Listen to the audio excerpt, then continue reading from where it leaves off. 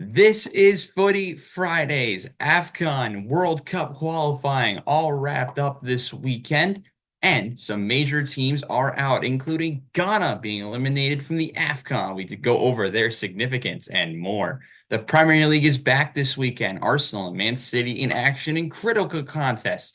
We break down and preview what's to come this weekend in the Premier League. And the NWSL final is this weekend on Saturday night, what to watch out for in the biggest game of the weekend in women's soccer. And in the NFL, the New York Jets are in frustration. They are in the process of dismantling what is going wrong for them and what other games to watch out for on what is set to be an interesting weekend in the NFL. All coming up right here on the inaugural edition of Footy Fridays. Hello, everyone. Welcome to like I said, the inaugural edition of Footy Fridays. Robbie Basel here for what is set to be a long-term show here on Give 'em Five. So, what are we talking about? So, it's going to be football and football. It's literally the idea behind this. So, usually we'll be discussing the Premier League, other major leagues going on, but today we're just going over the Premier League because of some significant matchups and the international window. We'll go over some key games. You'll see graphics, photos, all that throughout the show. And hopefully we make it one of the more interactive shows here on Give 'em Five. So, full soccer and NFL show here on Give 'em Five. And make sure to hit the like and subscribe button to Give 'em Five. We just surpassed 50 subscribers this week. Also, shout out to everyone, over 1,000 views on the inaugural Give 'em Five Saturday night showcase. There are games this weekend.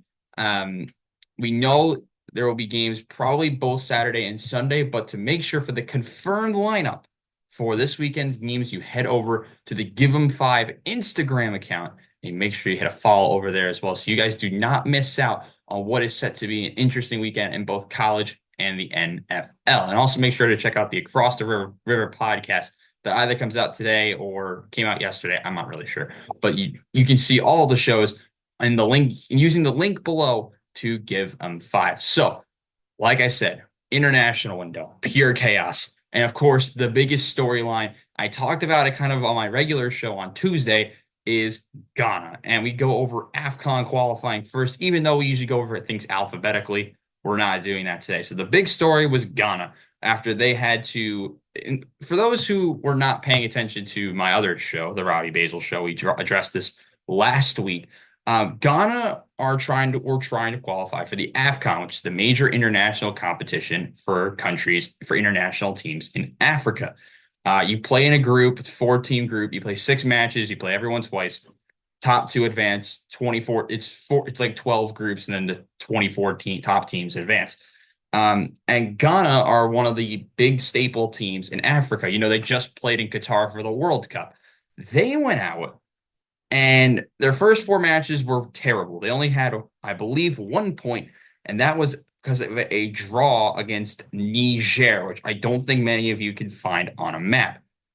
Well, Ghana were in a really weird spot because what they needed to do was have Niger. Actually, Ghana, I believe, was on two. Were they on 2 points? Because they drew Niger. They lost to Angola. They drew Niger.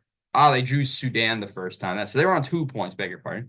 And they had to go out and beat Angola and Niger and have Sudan lose twice. That was the situation in the group last week. We brought it up last week. Well, Sudan didn't help themselves. They went out and lost 4-0 to Niger. So that put Ghana in a situation the following day in which Ghana couldn't lose to top of the table Angola. And what did they do? They go ahead on the road and they bottled it. Ghana, a top 5 team in Africa, will not be playing in the AFCON. To make matters even worse for themselves, they went out and blew it against Niger again.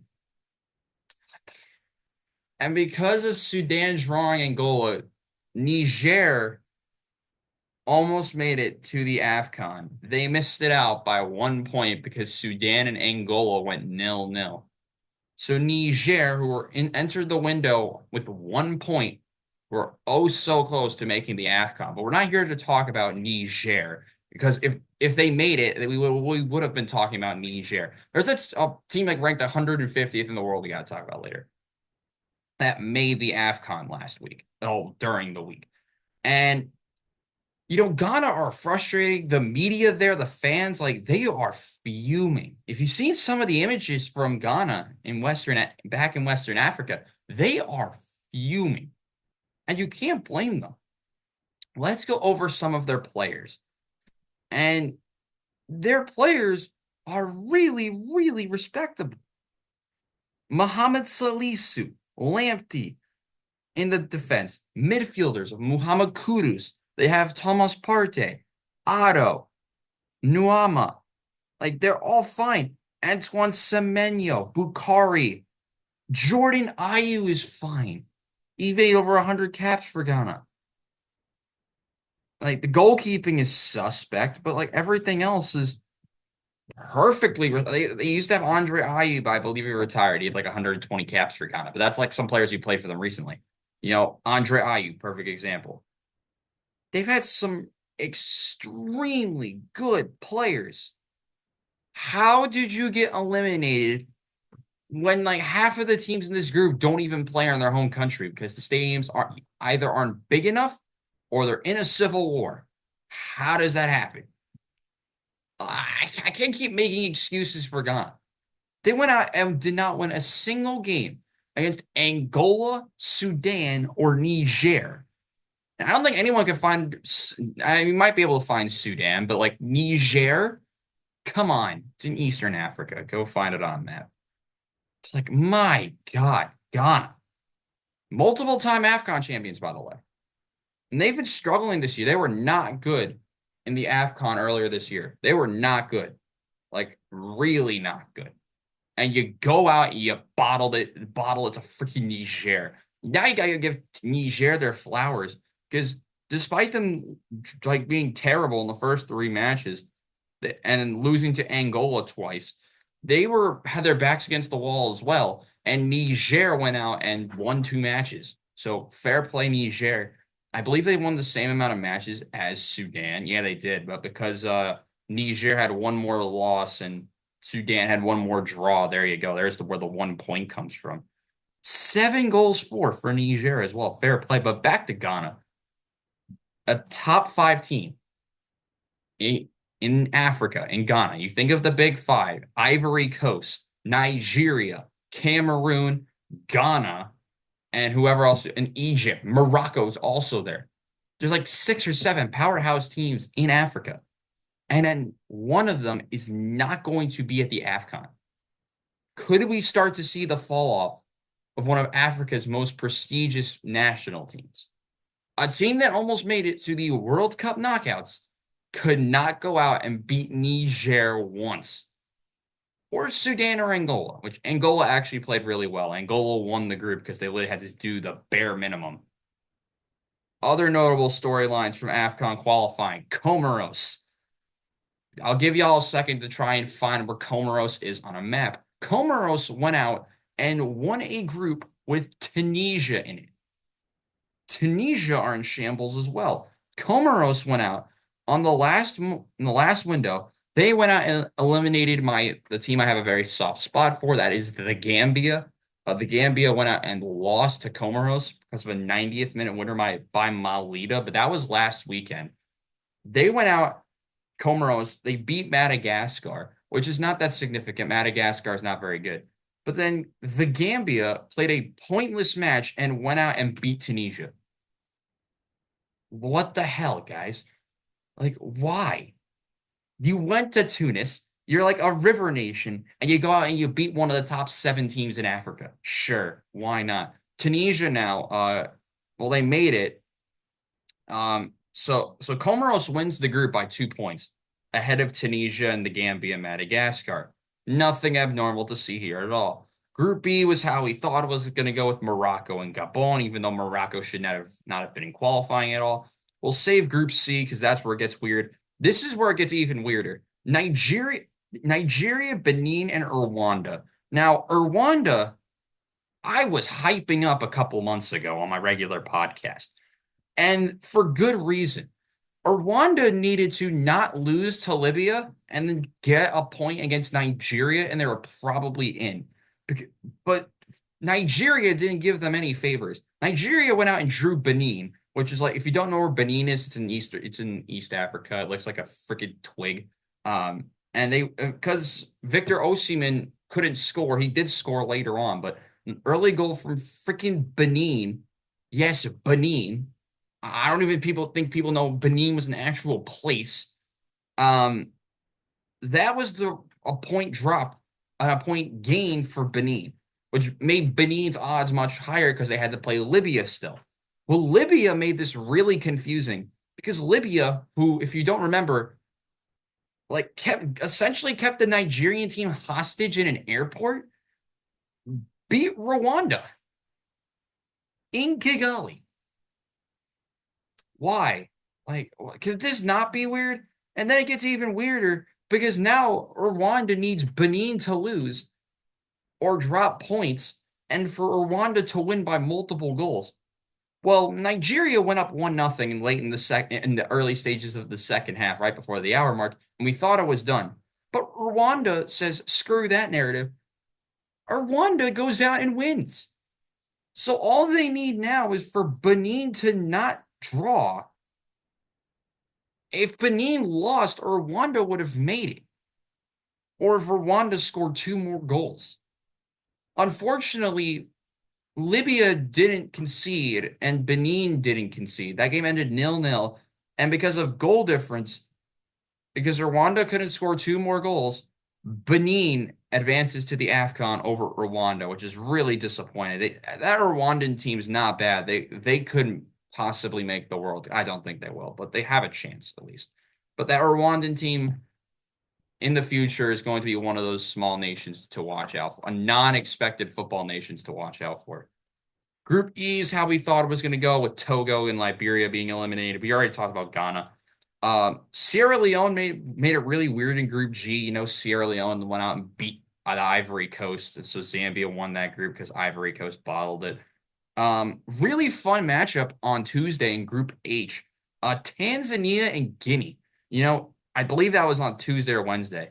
And Tanzania, who I had a lot of praise for, they went out and beat a team that was a sleeper to win the AFCON a couple of years ago in Guinea. And that Ghanaian team, they could score, they had a lot of talent, and lost to Tanzania. So Tanzania, welcome back to the AFCON. Guinea-Bissau got really unlucky because they had to play Mali and Mozambique, and both of them made it. Really weird point, really weird situation at one point for Mali because they went out and drew Guinea-Bissau, made it really uncomfortable, but they made it in the end.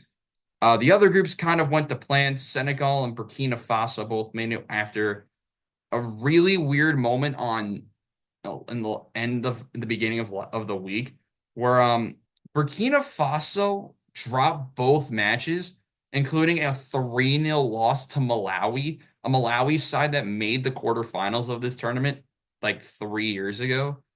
So Malawi picked up 4 points for no reason. Because why the hell not? South Africa and Uganda, we kind of knew that was going to happen. And shout out Zimbabwe. They're going back to the AFCON. But we quickly go back, if I'm taking too long, to Group C. And we have Cape Verde, who are those tiny islands in the West. They're not bad themselves, and they are a pretty good footballing nation. Unfortunately, really weird stuff happened, and Cape Verde, who also made the knockouts of the last AFCON and were an underdog to make the World Cup in 2 years, got 4 points in a group with Mauritania and Botswana in it. And same with the last group I've talked about earlier, because Botswana had one more draw and didn't lose more than 2 games. Botswana is going to the AFCON. They will be the worst team there, ranking wise, but they can maybe make some problems. You know, that tournament, the draw, I don't even know when the draw is. I would like to know when the draw is. So we know like who's going to the AFCON. That it's in Morocco, by the way, even though Morocco did have to qualify. Um, yeah, it's pretty weird. So the teams to qualify are Morocco, Burkina Faso, Cameroon, Algeria, Senegal, Egypt, Angola, Equatorial Guinea, Ivory Coast, Gabon, Uganda, South Africa, Tunisia, Nigeria, Mali, Zambia, Zimbabwe, Comoros, Sudan, Benin, Tanzania, Botswana, and Mozambique. Sure, why not? The draw, I don't even know what the draw is. We'll find out the draw eventually, and we'll be able to let you guys know what's going on over there. Real quick, Con Nimble, because we're saving Asia for later.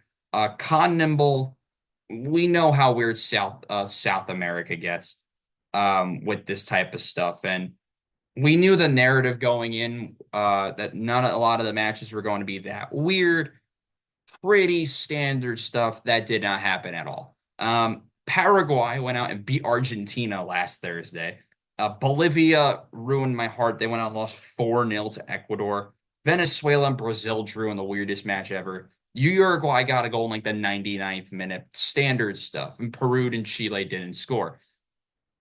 We then went to Tuesday night, and a night where things got really weird again. We started off with Chile, a Chilean team that's done literally nothing, went out and beat Venezuela 4-2. That's when I knew it was going to get weird. We had Bolivia and Paraguay put on a clinic. Um, I, th I know there was like a red card for each team. It got really, really odd, but Bolivia conceded multiple goals again. Bolivia, by the way, have conceded 27 goals in 12 games. I did not stagger. That was a factual statement. The Bolivian national team has conceded 27 goals in 12 matches. That's generally incredible. Not to mention, they're in a playoff spot still because Venezuela has fallen off a cliff. And they're not even the only ones to fall off a cliff here. The other team that we're going to focus on today is Colombia because Colombia is doing the typical Colombian thing and losing matches they should not be losing. Ecuador scored inside 10 minutes, courtesy of Eder Valencia. He's never going to retire because he's like the only consistent goal scorer for Ecuador, apparently. Then Ecuador got a red card, but Colombia did nothing, and they went out and lost to Ecuador. Totally normal. And then we have Brazil. And Brazil, I just don't know how to feel about them. They went out and drew an Uruguayan team that hadn't scored in 4 matches. Well, up until their 3-2 win against freaking Colombia. But 4 points for Uruguay this window. Very critical. Because if we look at the table, the real outlier, well, of course, is Argentina. They're 5 points clear at the top of the table and are about 12 points clear of the playoff. The big story right now, it's gotta be freaking Brazil being in fifth, even though they are 2 points behind second.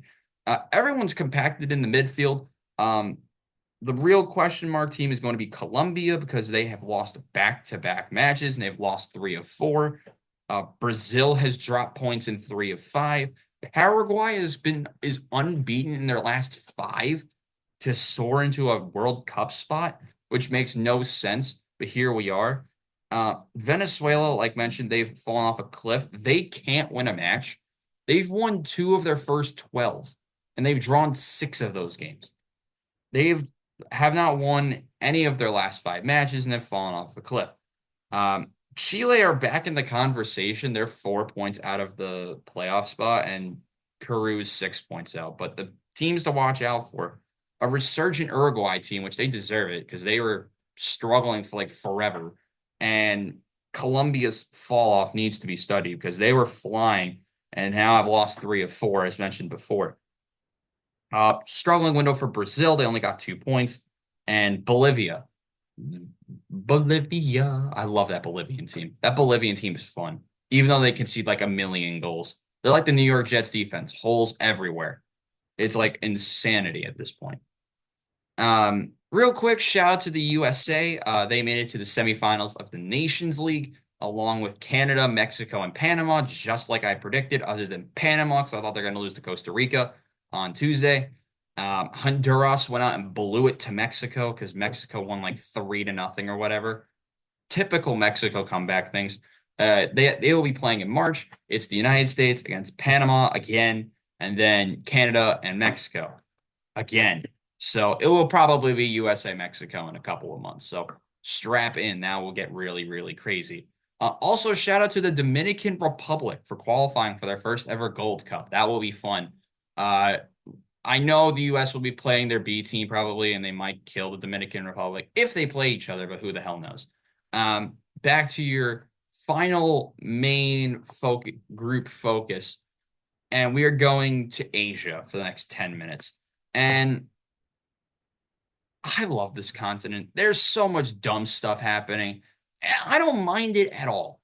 Because when you have the randomness and stupidity that I'm about to talk about, because some of these results should not be happening. The last time we talked about this, Australia went out and drew Saudi Arabia. Iran barely beat North Korea. North Korea is getting really unlucky. We'll talk about why in a minute. China beat Bahrain in a match that China should not have won. South Korea beat Kuwait, pretty standard. Iraq and Jordan, they're like the same level. They both drew each other. Uzbekistan lost to Qatar in an upset. And the UAE beating Kyrgyzstan and Japan won against Indonesia. We then went to Tuesday morning, early Tuesday morning, and we were treated to some absolute treats, particularly in Group C, which is why we're holding them to last. But we'll start us off in Group A. And Group A is the group with Iran, Uzbekistan, UAE, Qatar, Kyrgyzstan, and North Korea. We already know one team that's completely safe from being eliminated from the World Cup, and that is Iran, because Iran does not lose. They have not lost yet. They've gotten won five of their first six. They went out and played. The Iranians went out and beat Kyrgyzstan because that's just the standard. They beat Kyrgyzstan on Tuesday, 3-2, despite blowing a two-goal lead at Kyrgyzstan. It was a very uncomfortable match, but Azmoun got the winner, and Iran went out and beat Kyrgyzstan. Other uncomfortable matches in this group, Uzbekistan barely held on against North Korea in Laos. North Korea missed a penalty. Who knows if we'll see that dude again? I'm not making that joke again. I'm sorry. I'm sorry. I'm sorry. Um, Uzbekistan did win despite getting out XG'd by North Korea, I believe. Other storylines was oh right, Qatar lost 5-0 to the United Arab Emirates. That Qatar team hosted a World Cup 2 years ago, around this time 2 years ago.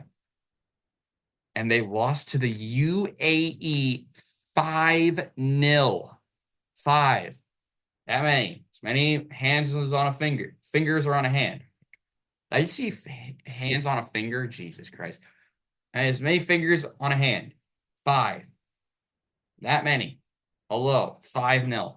United Arab Emirates. Qatar nil. In Abu Dhabi. How in the world does this happen, Qatar? They have so many good players, and they really did pay FIFA, didn't they? Next group, I don't want to be pissed off talking about Qatar. That's what's going on.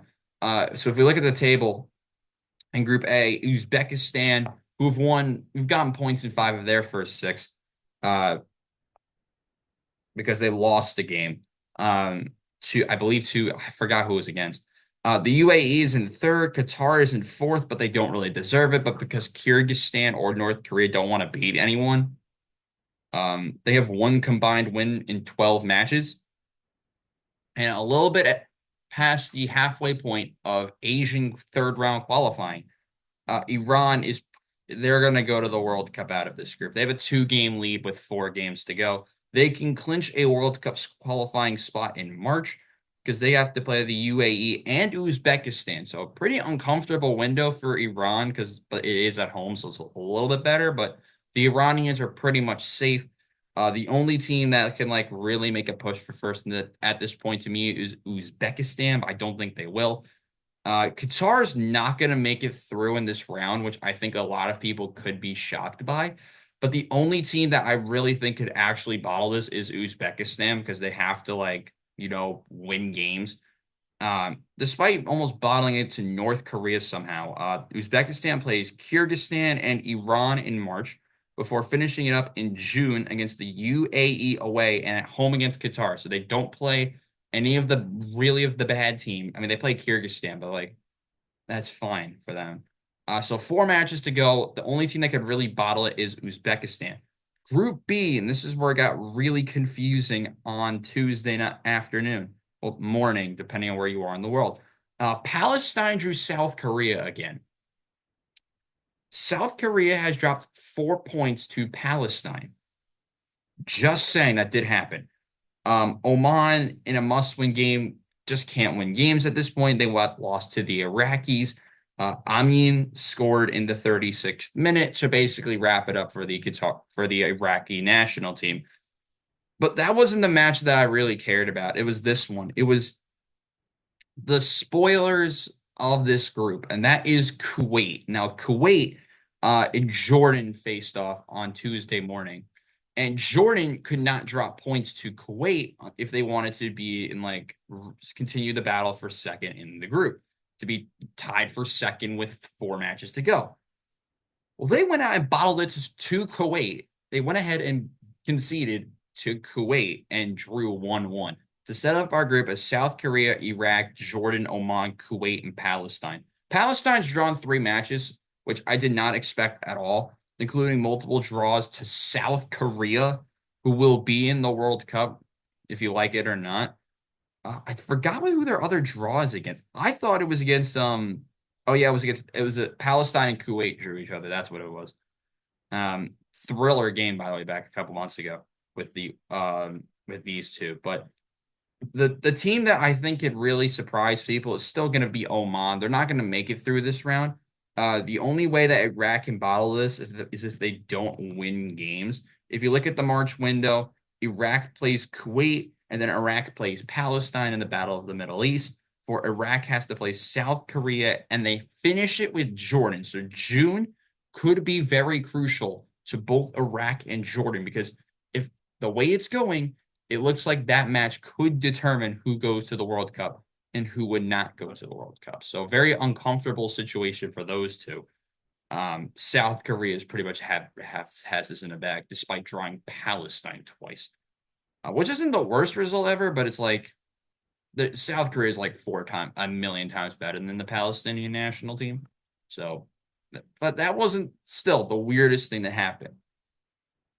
Welcome to Group C, where Japan needs 1 point next window to probably qualify for the World Cup already. And we were treated, this is the group with Japan, Australia, Saudi Arabia, China, Bahrain, and Indonesia. And we were treated to an absolute clinic on Tuesday of complete BS. Um, Ignore China. They lost again to Japan, 3-1 standard Japan stuff. They're going to go to the World Cup. The other 2 matches made no sense. We'll start it off with Indonesia. They played Saudi Arabia, a Saudi Arabia team. They beat Argentina in the World Cup. They came back and beat Lionel Messi. No big deal. The team that eventually won the damn thing. The probable 2034 World Cup hosts lost to Indonesia, to a guy named Marcelino. Works for me. The Indonesian team, I was hyping up the Indonesia team a couple months ago as the shocker. I didn't really hype up that Bahrain team because I didn't really know a lot about Bahrain, but I knew a lot about Indonesia. Now I know a lot more about Bahrain because we'll talk about why in a second. But Indonesia has gone out and played spoiler again. They went out and beat Saudi Arabia 2-0 at home to put themselves, after a supremely frustrating October window, in which they bottled it to freaking China, a Chinese team that's done absolutely nothing. And they went out and they kind of got robbed against Bahrain, but they still drew Bahrain. Flip those results, Indonesia's in an automatic qualifying spot, like 4 points clear. So Indonesia doing a fair job for the situation that's been thrown at them. They are 1 point out of an automatic qualifying spot and are in third in the table despite winning 1 match in their first 6. Singular match that Indonesia has won, and they are in third ahead of Saudi Arabia, who's also only won one match, but they have the same record, and tied with them with the same record is the aforementioned Bahrain, who went out and drew Australia. Why? Australia score inside 60 seconds. Bahrain scored twice, but because it's Australia, 96th minute equalizer, there you go. And an undeserving result again for Australia. They went out and draw Bahrain. So Australia has been as equally as frustrating because they've lost only once and have 7 points. Lost one game in 6 games. They lost one of their first six and they have 7 points. Does it make sense? Not even close. Shout out Japan for having a plus 20 goal difference in 6 matches. I've never seen that before. If we take a look at the group, China, despite having more wins than pretty much everyone but Japan, is in last because they can't draw games, unlike everyone else. Japan's top, which is not shocking. Australia is in second, and then everyone else is tied for third. China's last because of goal difference because they conceded like a million goals to Japan twice. So, or at least once. I forgot if they played twice. But Japan is going to the World Cup pretty convincingly. They'll qualify in March, but it'll be a dogfight in the midfield for the out of the rest of the teams for the final automatic spot. If there's a team I'd count on right now to probably get it done, I would say it's Saudi Arabia. They open with China. They do have to play Japan again, which isn't fun. But then they have to play Bahrain and they have to play Australia. So it could be a duel at the end between Saudi Arabia and Australia for the final automatic spot in this group. I think Indonesia and Bahrain can push for it. I don't think China will get it because China's just not that good. But there could be a situation, and the team I'm going to focus on here is Bahrain because Indonesia and Bahrain play in March 2025. Indonesia has to play Australia, Bahrain, China, and they finish with Japan, which is not fun. But if you look at Bahrain, they play Japan first. They get that game out the way. At Indonesia, a home against Saudi Arabia, and away against China.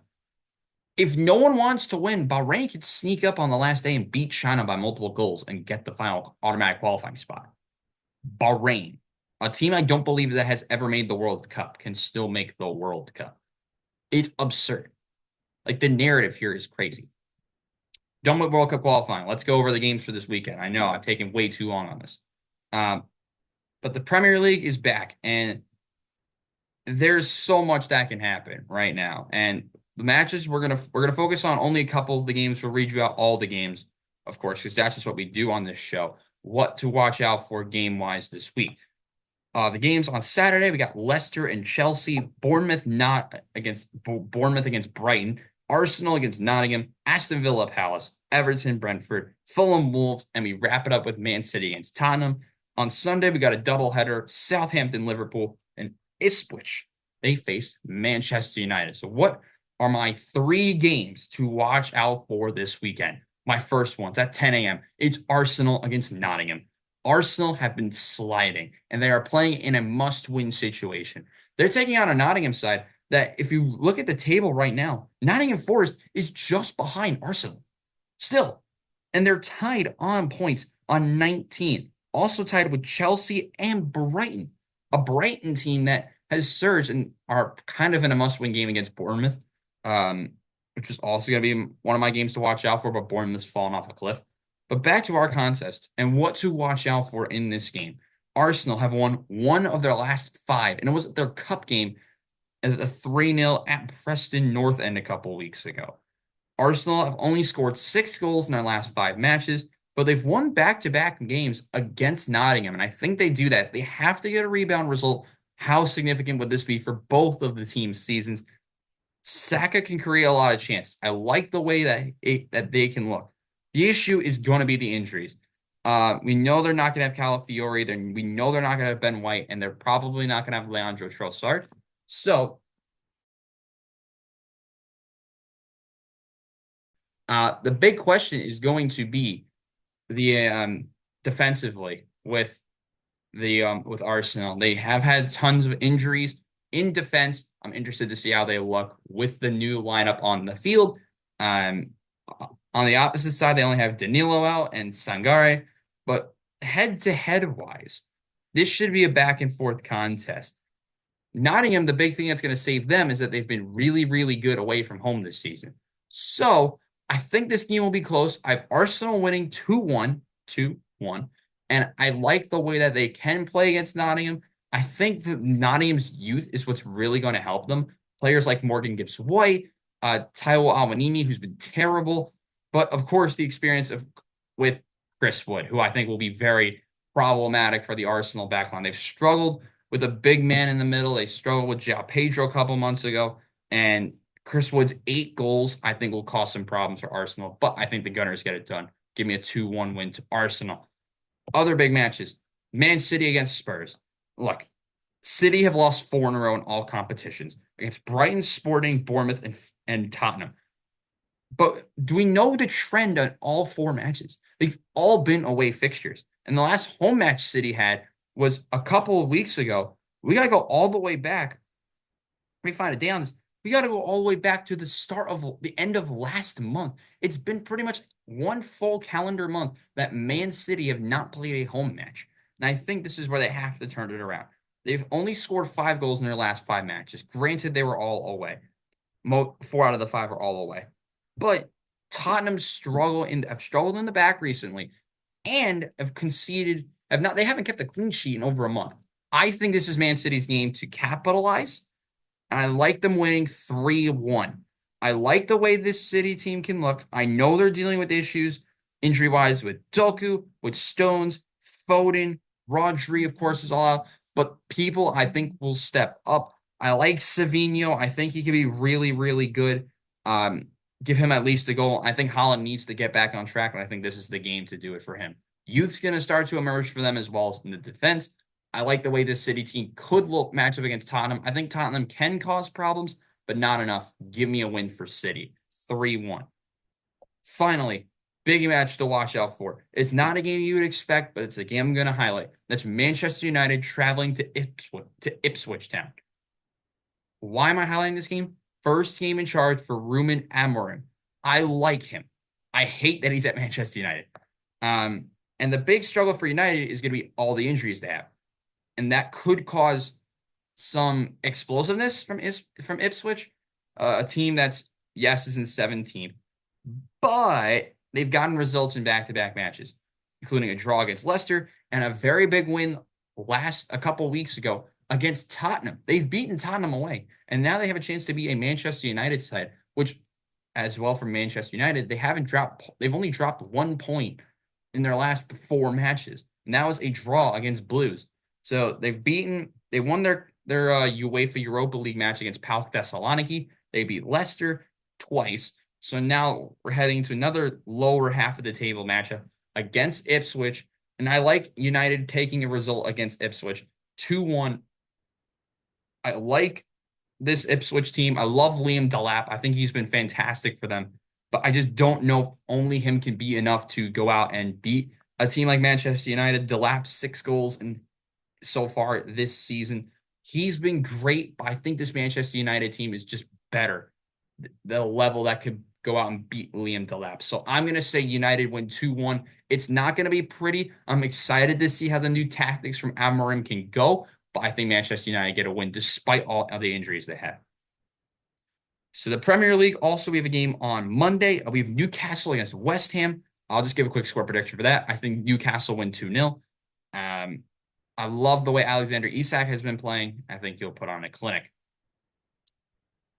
In women's soccer, because we will be talking about this today as per popular request, we are talking about the final for the NWSL. It's Orlando Pride against the Washington Spirit in what is set to be a phenomenal matchup out in Kansas City. Let's preview what to watch out for from both of these teams. We'll start with Orlando, who have put on a clinic as of late. Barbara Banda with 16 goals. She's been fantastic this season. Marta also has been great. She has 11 goals. They've both been fantastic. The big theme throughout the season for Orlando, they've only lost 2 games all season, and both of those were away matches. They were unbeaten at home in their 13 home matches this season. They've played great in open play. 34 of their 53 goals have been from open play. They scored 60 points this season, one of the top sides for a reason. And they've won 3 in a row in the playoffs, including wins against Seattle, They went out and beat Chicago, and then they went out recently and beat aforementioned Kansas City to get to this point. If we look at the playoff bracket, Orlando, they beat the Chicago Red Stars, and then they went out and beat Kansas City. But back to the Chicago game, it was an absolute clinic from Banda, who I believe had she had two goals. They had goals from McCutcheon and Marta to go up 4-0 inside of the hour. And that's how they go out and you win. They could score goals from multiple angles. They have multiple great players who can go out and score a goal in big moments. I love the play from Barbara Banda. Hold on. Barbara Banda, yeah. Hopefully I'm saying that right because I haven't really followed the NWSL, but I watched a lot of film. I know she's great, and I know she has the ability to put on an absolute clinic this season. And Banda's second leading goal scorer in the league this season. She has a chance to put on a show in KC Saturday night. But who will she be going up against? She will be going up against another strong opponent in Washington, who went out and beat the New York Gotham last week, a Washington team that opened up by beating Bay FC with all the goals being scored in the second half or in extra time, including Washington winning courtesy of an own goal in the 96th minute. But what do we want to see from this Washington team? Who are their key players? They don't have a player who scored more than 10 goals this season. But when you look at how balanced the goal scoring can be, how many players can go out and grab a goal, that's why it's not that high. I love Trinity Rodman. She's been phenomenal. 8 goals this season. 8 goals, 6 assists on a 7.95. That's ridiculous. In 23 matches. They have, I'm going to try to say this name right, Oliamata Sar, who in 19 matches, 8 goals, 2 assists on a 7.1. Fairly respectable numbers. They have Ashley Hatch, who I've actually remembered. 6.9 rating, 7 goals, 3 assists. She's been solid. She hasn't really scored she hasn't done really much in the playoffs, but prior to the playoffs, she scored 3 in her last 5 before the playoffs, and I was expecting her going in to be one of those key impact players. She really hasn't scored or assisted yet. But she does have convert well from the penalty spot. So if we go to penalties, I'd rely on Ashley Hatch. They have a couple other star players. Defensively, they've been great. The stats love this team for some reason. But if you look at their other numbers, they have good ratings. They're second in the league in goals scored per match with 1.9. They're tied with Orlando in that statistic. They love to keep possession. They don't concede really at all. But they don't. But in games they do concede, that's not more than 1 goal typically. The issue for them is that Orlando has kept 13 clean sheets this season. Washington's only kept 7. That's about half of that. So if there's teams that want to be able to face that you can go out and get at least a goal and hold on for the rest of the match, Orlando's going to be keeping that mindset. I like Orlando to win this match. If you look at the final numbers, the game is Saturday night, 8 p.m. Eastern. It's going to be fun. I have Orlando winning by a score of 1-0. Despite this Washington team not losing at all recently, the last clean sheet Orlando had was against Washington. I think they do it again. Give me a 1-0 final with Banda getting the goal for Orlando. I think she's going to be able to be the one that goes out and wins them the final. So I will be taking Orlando to win the NWSL final in a very exciting and fun match on Saturday night. You can watch that match at 8 p.m. on Saturday. To the NFL now, and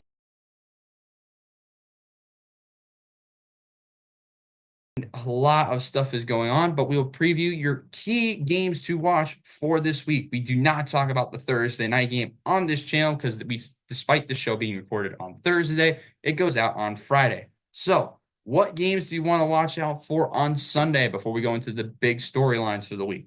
If you want to look at the 1 o'clock games, there's not a lot to watch out for. I'd love to see how the Anthony Richardson responds against the Detroit Lions defense. That'll be something I'm watching out for sure. Big game for the Bears. They're taking on Minnesota. Caleb Williams needs a big game, or Chicago's basically in the mud, as you'd say. Other big teams that need a rebound win, Miami's another one. They need to go out and beat New England. If they don't, they might have no chance of making the playoffs. But it's the later games that's going to catch the eye of everybody. You have 49ers and Packers. I think it's going to be fantastic. We will be broadcasting that game here on Give 'em Five. That's the plan as of right now. We also have in the nightcap, Eagles and Rams. And on Monday, Ravens and Chargers. So many good games in the back end. But we'll start off the previews with Packers and the Niners. What a big game it is for both of these teams. A 49ers team that we don't even know who their starting quarterback is going to be because Brock Purdy is questionable. We don't know if he will play. I think he will play, but at this rate, who the hell knows? They've had struggling pieces in the receiving core. Deebo Samuel hasn't been great this season. He's also been injury plagued. They need him to have a big game in order to go out there and beat the Packers. Because Jordan Love and company, who did get bailed out last week because of a blocked field goal, needed that win. And if you look at the recent numbers, the Packers have won 5 of their last 6, but the only game they lost to was the freaking Detroit game from a couple weeks ago. So they've been fine. They're doing what they're supposed to do. If you look at a very competitive NFC North, despite them being 7-3, they're third in the division behind Detroit and Minnesota. With the expected near fall off of Minnesota, I think being inevitable, this is the point where Green Bay has to capitalize. It's going to be a very tough environment for them. It's going to be a fun end-to-end matchup for sure at Lambeau Field. I have Green Bay winning this one, even if Purdy starts. If Purdy starts, I say Green Bay by 3. If Purdy does not start, give me Green Bay by 14 at least. There's so many good pieces that can step up. I like Green Bay's defense more. I'm going to say the Packers go out there and win this game. Other two games we're going to talk about. We have the nightcap with the Eagles and the Rams. Must-win day for Los Angeles.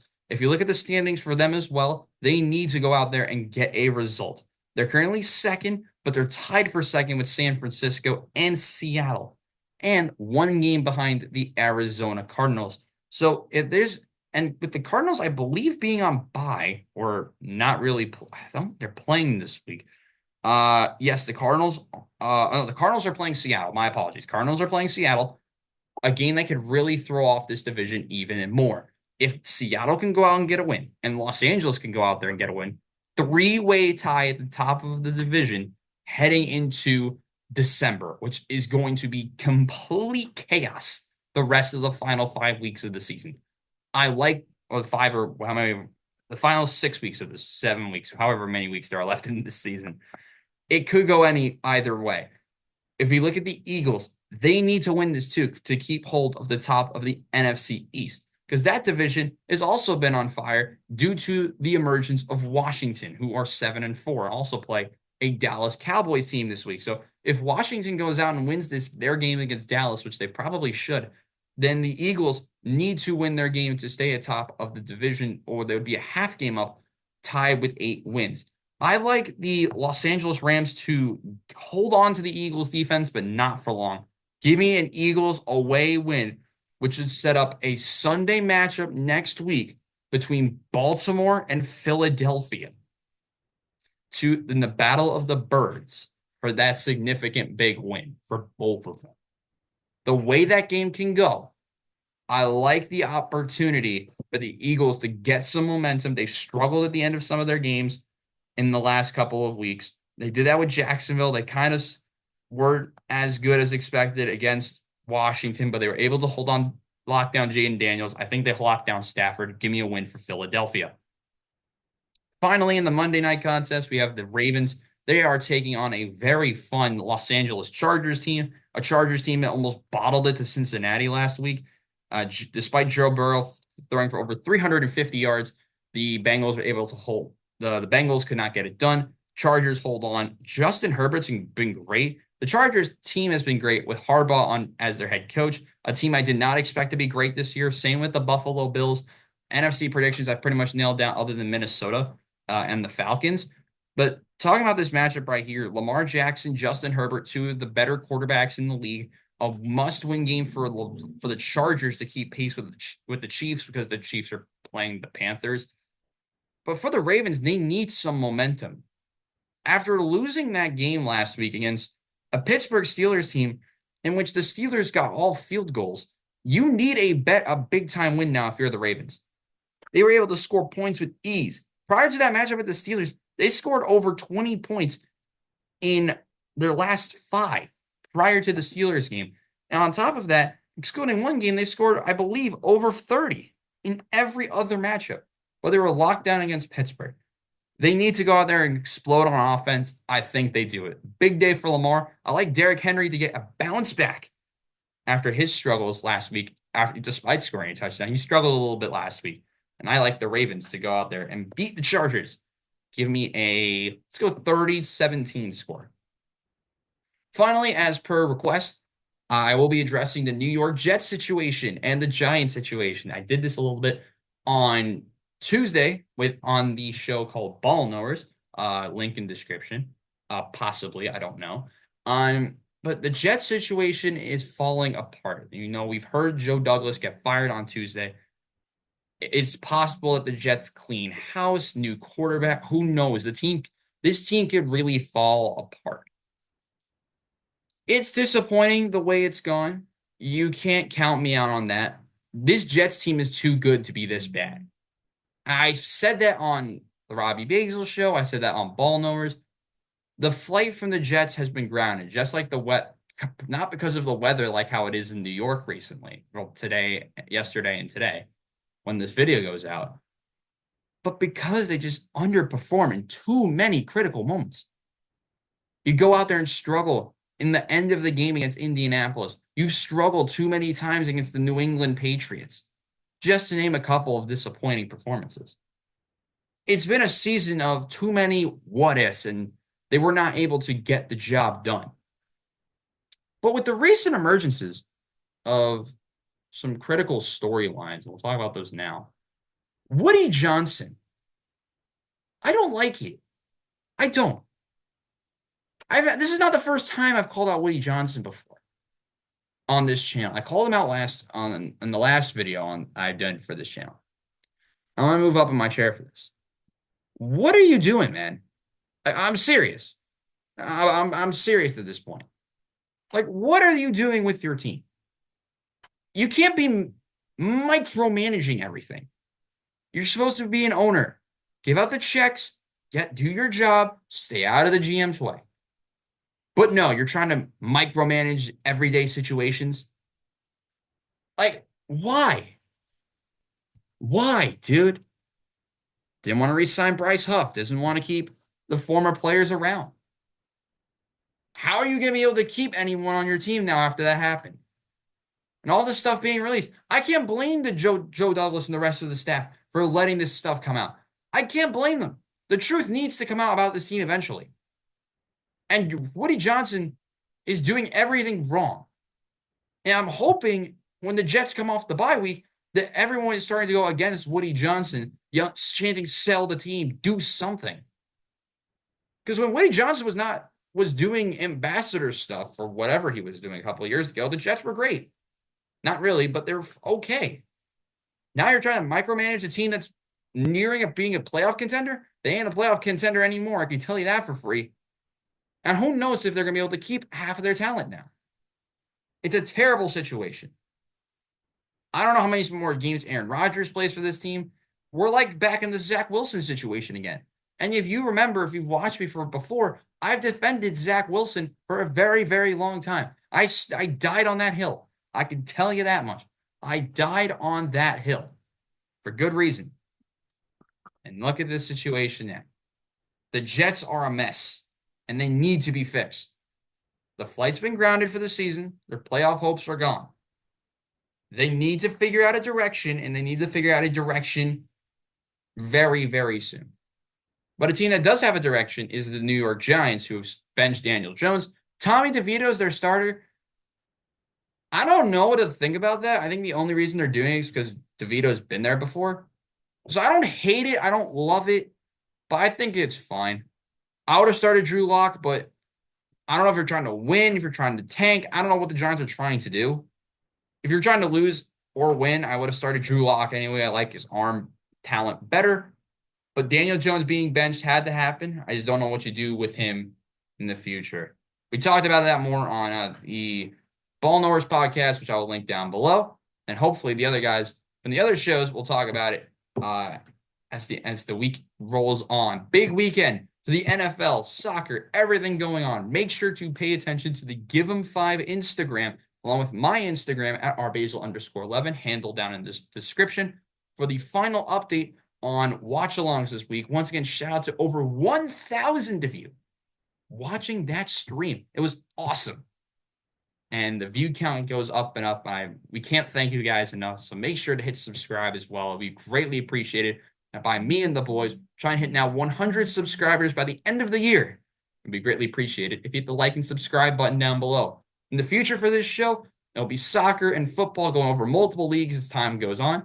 But I'll also have some special guests come on as the show rolls on. But unfortunately, that is where today's show ends. That's the end of the inaugural Footy Fridays episode. If you like what you see, hit the like button down below and subscribe. For now, I'm Robbie Basel saying so long. I'll see you guys this weekend for the Saturday afternoon showcase or a Sunday night showcase, depending on the schedule. Once again, make sure to follow Give 'em 5 for all of the updates. Goodbye, everyone.